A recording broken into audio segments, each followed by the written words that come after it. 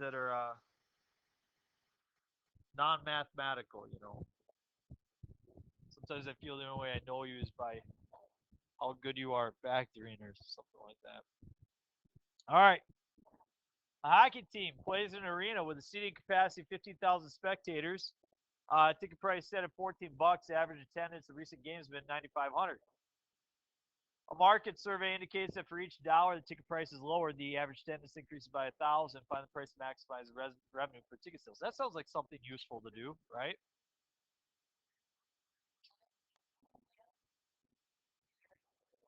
Boom. There we go. Okay. So, um, the Minnesota Gophers, their basketball team, they play in Williams Arena. The seating capacity there is right around anywhere between 15 to 20,000. My parents have you ever been to Williams Arena to see a basketball game? Best ticket in town. I'm not kidding. You want to see a sporting event? Best ticket in town. Go for basketball. And they don't have individual chairs for you to sit in there. You sit on these benches, and they have numbers on them. So it's like you get number three. So you make sure you kind of stay at your number three. You know, and my parents grew up. My mom was actually a secretary in the front office for Bud Grant, Minnesota Vikings. Okay, she was Bud Grant's secretary for a number of years, and she got free tickets to go see the North Stars, Vikings, Twins, and go for basketball. So she remembers the days where there weren't any numbers. So you just some games like you had 10 people in the row, and other games you had 15. You just squashed together. She remembers years where you had people sitting in the aisles. They would just it's just like whoever wants to come, you just come. And then the fire marshal walked in there and said, we're not going to allow this. And so they had to put the numbers on there. People could sit in the aisles. But so that kind of put a cap on a certain number. But the fact is, right now, Go for Basketball pretty much sells out. And Minnesota Vikings, you did charge $100 a ticket for every game, and the place sells out. Right? There's nothing bigger in this world right now than NFL football. Okay, that's just the way it is. Now maybe that'll change in 20 years, 30 years, maybe it'll be different. Um, but Timberwolves basketball, now that's a different idea altogether. And I'm a Timberwolves basketball fan, but they don't sell that place out, do they? So if they were charging $200 a ticket to go to Target Center, they wouldn't sell too many tickets, right?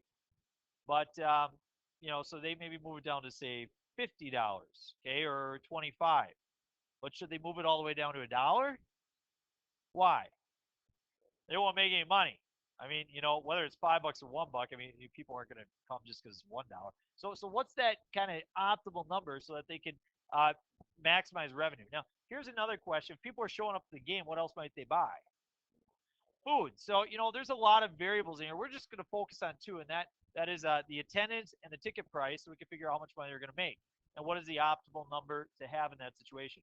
Now, how do you model a problem like this? It's tough to draw a picture, but one of the worst professors I ever had. Really good advice. And you're going to see that come into play here. I don't know how to do the problem, so I'm just going to do the problem. And that is revenue, I know, is equal to the attendance times the ticket price, right? I mean, that's obvious, right? So let's just calculate that. Revenue is, right now, what's the attendance?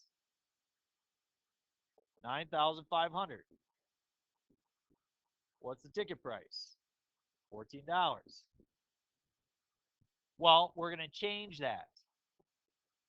We're going to say revenue is equal to,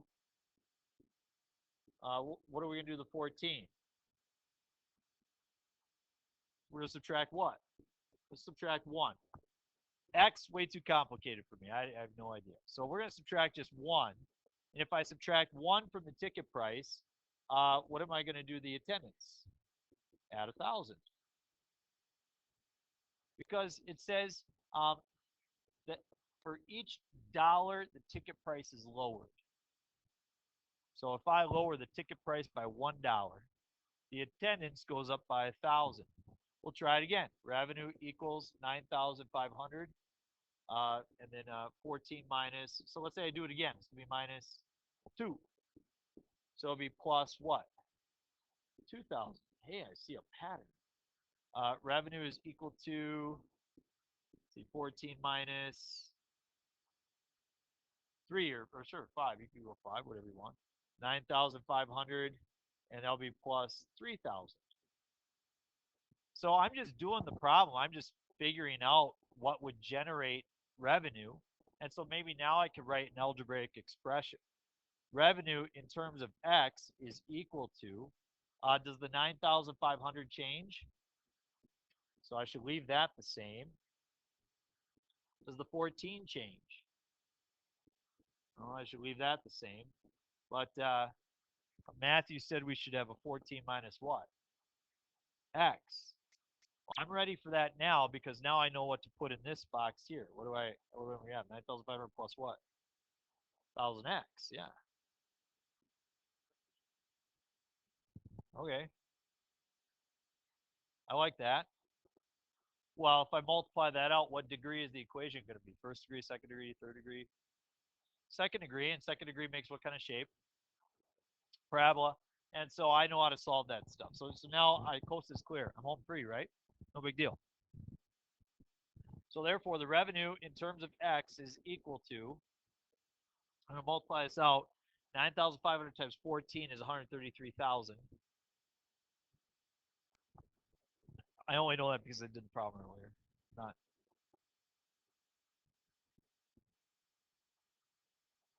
Then 14 times 1,000 is 14,000, and then 9,500 times negative 1x is going to be negative 9,500x. So if you combine those like terms together, 4,500x.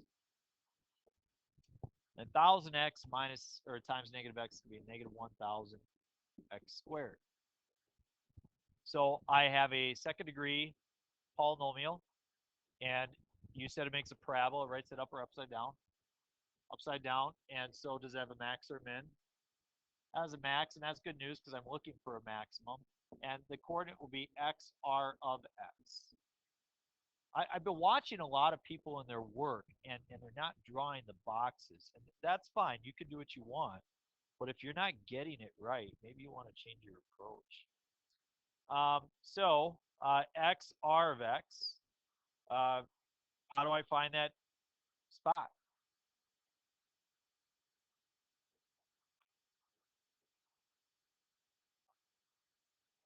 Negative b divided by 2a.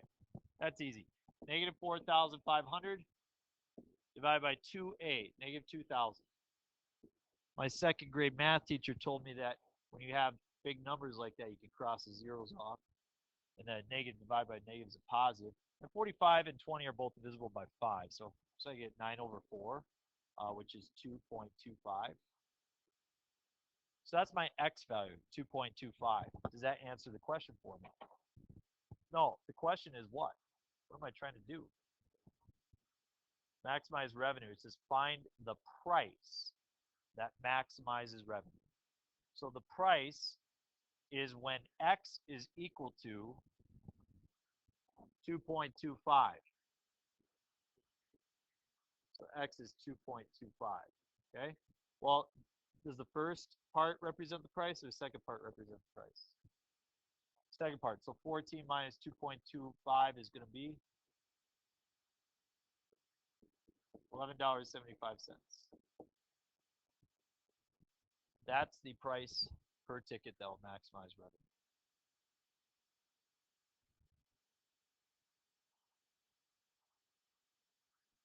Now, let's just think about the problem a little bit as well. Okay, let's try to get an understanding here.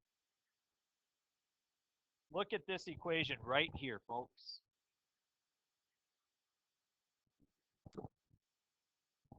Look at this equation right here. Let's look at the kind of awkward spot, and that's when the revenue would be equal to 0. We're in big trouble if revenue is 0, right? What would give me a revenue of 0? If I lower the price by $14, I would be charging how much per ticket? 0. Well, that's just stupid, right? Okay, so you see that. Let's think about this just a little bit further, okay? If I lowered it $14, how much would that increase seating? It would increase seating by, according to our survey, by 14,000. So that would mean a total of 23,500 people would be able to attend. Is that realistic even? No. So you can see that there's some constraints to this problem, can't you? Okay. Second of all, let's look at this. Okay. This is the attendance piece right here. Okay. 9,500 plus 1,000x. Okay. Let's see where that's equal to 0. 9,500 plus 1,000x is equal to 0. Okay. So I'm going to subtract the 9,500, get 1,000x mine or equals negative 9,500. Divide by 1,000, and I get, those cancel. Negative 95 over 100 is negative 9.5. What does that number mean?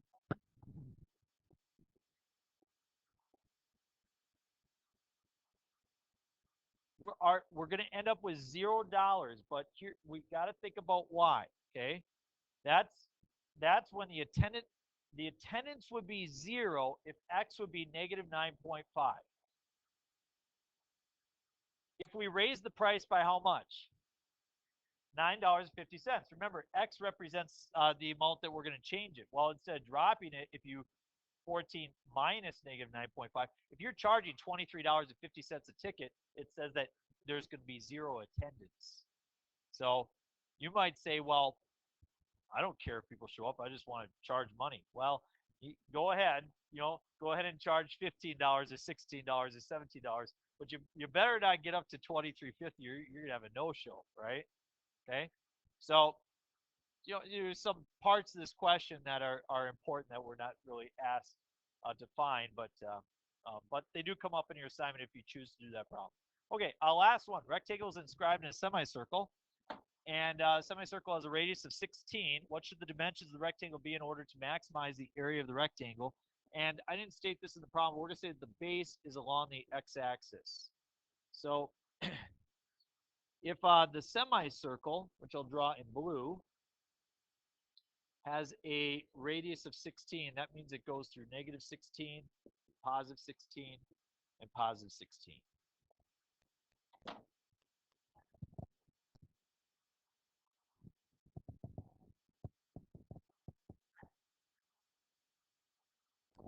And I got this rectangle that's inscribed.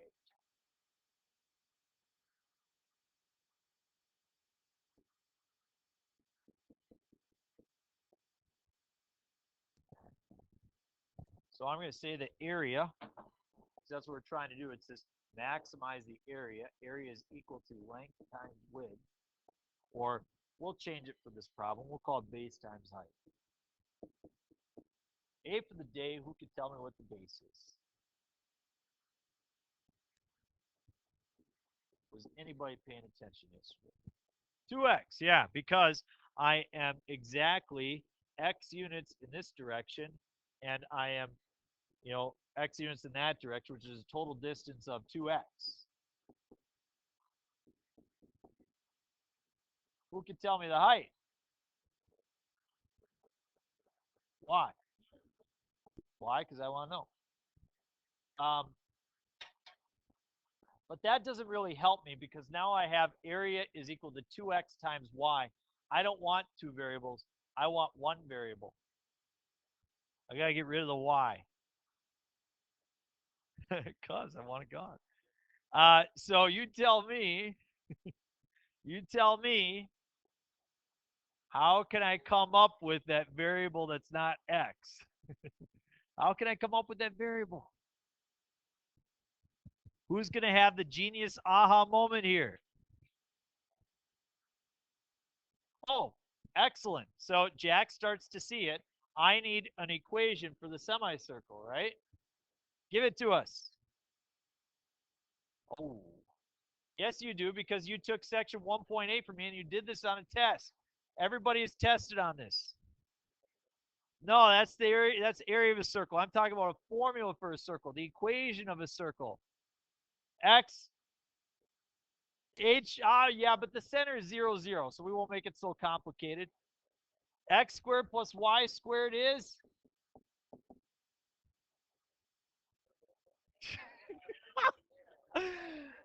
Ah! The radius squared. What's the radius squared? 16 squared, which is 256. Yes! That's the formula, first circle. We got it. It was a group effort. I didn't help at all. All right. So we need to solve for y. We have y squared is equal to 256 minus x squared. Solve for y, take square root of both sides. I get y is equal to, square root of variable, I got a plus and minus, root of 256 minus x squared. No, I can't take square root of 256 and x squared. That's ludicrous. We can't do that. We're breaking rules, right and left. Okay, voodoo math. So, oh boy, is this a function? No, it's not. Because that makes a circle. It makes the top half and the bottom half. Do we want the top half or the bottom half here? We want the top half, so I'll choose the positive. So our equation is area in terms of, what's our variable?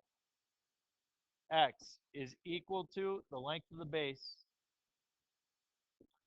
times the height.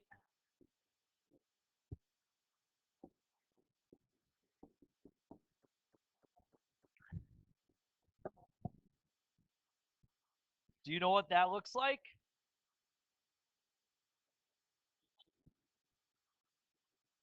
What? Who knows, right? I mean, it's like, we don't know, do you? So good thing we got a graphic calculator. Otherwise, that would take a while, wouldn't it?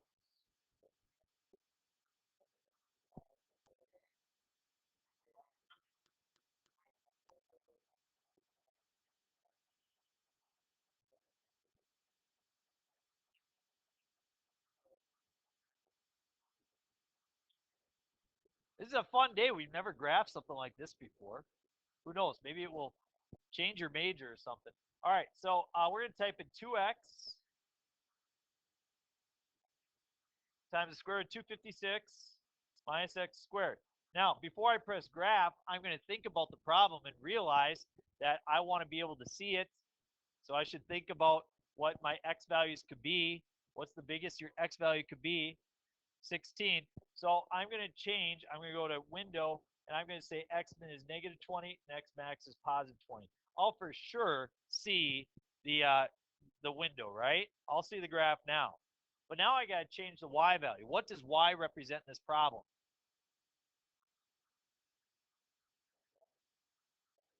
The area. The y value from our setup was this height, but in this problem right here for this function, the y value is area.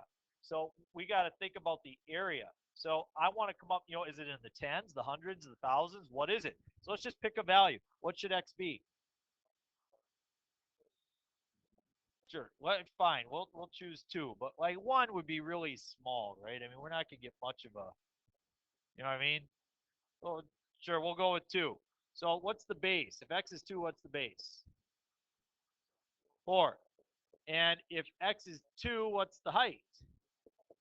Well, the height is 256 minus 4 squared. So that would be a square root of 252, which is about 16 anyway. So 4 times 16 is 64. And so it looks like it's in the tens. If we chose a different number, maybe we'll go in the hundreds. So we'll just choose 100, and we'll see if we have to adjust. If we do, then so be it.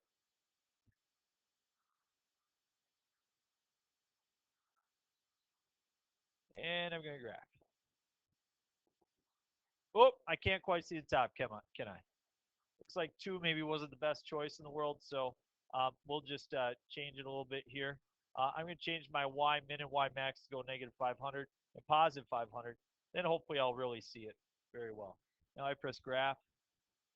Isn't that pretty? That's what the graph is. Does it have a maximum? It sure does. Here, watch this. We just graphed one part of it, though. What if we graph the other part?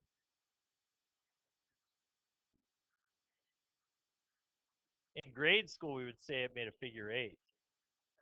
In college algebra, we say it makes infinity. Isn't that cool? So pretty. Who said, yeah, gosh. Yes. All right. So whatever. You guys get the idea. We gotta get rid of that. So um, or the other one. Okay, let's graph it. So looks like this. We're looking for this maximum, and the coordinate happens at x and a of x. X, a of x. So let's find the maximum. On my calculator, looks like I deleted the wrong one. We'll press enter and enter and oh boy. Graph. Yes, that's what I want to do. Okay, what's my function? What do I have to do? My calculator. Second, calculate. 4 maximum. Go to the left.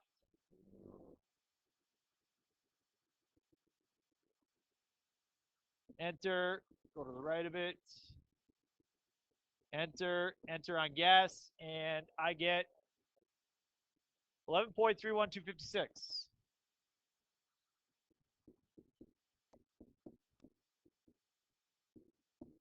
What is the maximum area that can be attained by this rectangle? 256. Okay. So what does 11.31 mean? That's the x value. So if that's the x value, then what is the base equal to? Yeah, the base is 2 times the x value, so 22.62. How would I figure out the height? Yeah, you can plug in for y. So we'll go, do I plug in 22.62 or do I plug in 11.31? I plug in 11.31 because that's x, and it says what is x. So I go second square root of 256 minus 11.331 squared, and I get same thing, 11.31. We'll round 11.32. Ends up being the same number. The problem works out where you end up with a perfect square in one corner. It's 11.31 by 11.31, and a square in the other part, which is 11.31 by 11.31. So that's how it works out. Yeah, there you go. So that's the last problem that we have to do for these. We spent 2 days on it. You got your assignment yesterday, right? Which is right here. I gave you 9 problems. I said choose 5. That doesn't mean that the first one is necessarily the easiest, but kind of goes that way. If you got all 5 done, then try 4 more. Show me you got some smarts, folks, and I'll come around and help you. Nope.